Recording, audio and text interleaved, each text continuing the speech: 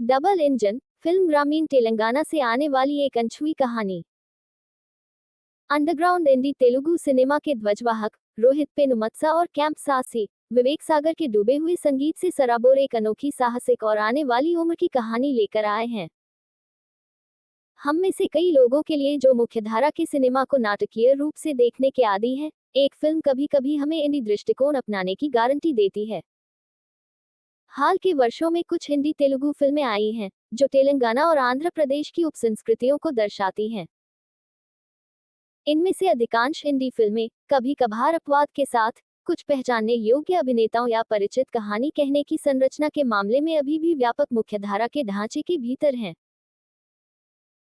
रोहित पेनुमत्सा और कैंप ससी उर्फ रोहित और ससी, जिन्होंने एक दशक से अधिक समय से डिजिटल स्पेस में इंडी आंदोलन का नेतृत्व किया है, अपनी पहली नाटकीय रिलीज डबल इंजन के साथ लिफाफे को आगे बढ़ा रहे हैं।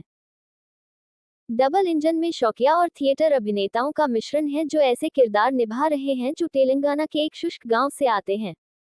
विस्तृत कथानक सरल है। डैनी मुनी मयातारी, जो हैदराबाद में एक साझा ऑटो चालक के रूप में जीवन यापन करता है, अपना 21वां जन्मदिन मनाने के लिए मेदक जिले के ताटीपल्ली में अपने घर वापस जाता है। नशे में धुत होकर उसका बचपन का दोस्त गोपी बच्ची अजित उसे बताता है कि उसने 2 सिर वाला सांप देखा है। सांप को पकड़कर उसे बेचने से उन्हें अच्छी खासी कमाई हो सकती है। तस्करी की भाषा में ऐसे सांपों को डबल इंजन कहा जाता है। एक अन्य दोस्त नरसिंह रोहित नरसिम्हा के साथ वे सपेरे मौली राजू शिवरात्रि की मदद लेते हैं और अपने उद्यमशीलता के सपनों को साकार करने की उम्मीद करते हैं। Double engine Telugu.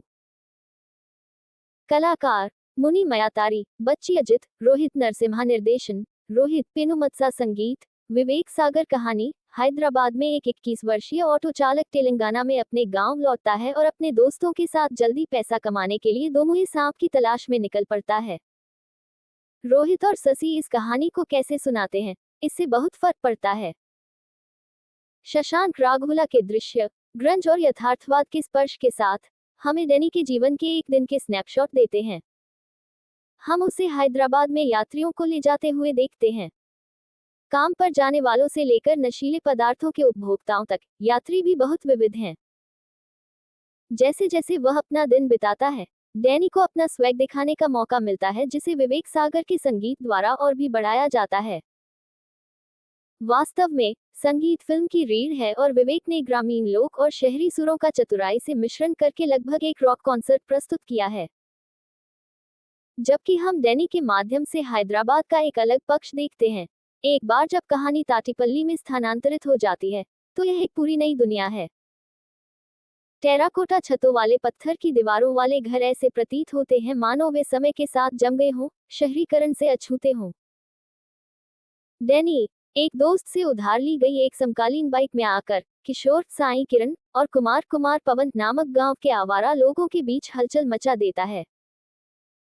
गांव में गोपी को अफसोस है कि छोटी रकम के लिए कभी कभार रिचार्ज करने के अलावा मोबाइल फोन की दुकान का कोई खास कारोबार नहीं है। शराब की खपत और मांस खाने के ग्रामीण तेलंगाना लक्षणों को भी तथ्यात्मक रूप से चित्रित किया गया है, बिना इस पर अधिक ध्यान दिए।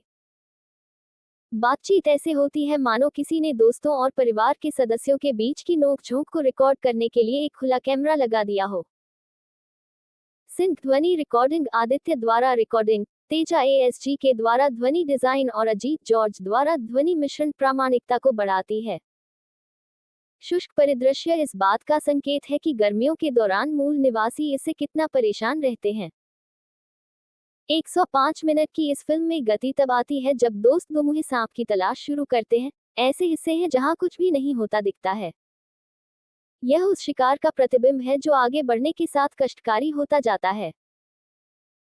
कुछ बातचीत से पता चलता है कि ससी, जिन्हें कहानी के विचार का श्रेय दिया जाता है और जिन्होंने संवाद लिखे हैं, अपने पात्रों की मानसिकता को कितनी अच्छी तरह समझते हैं।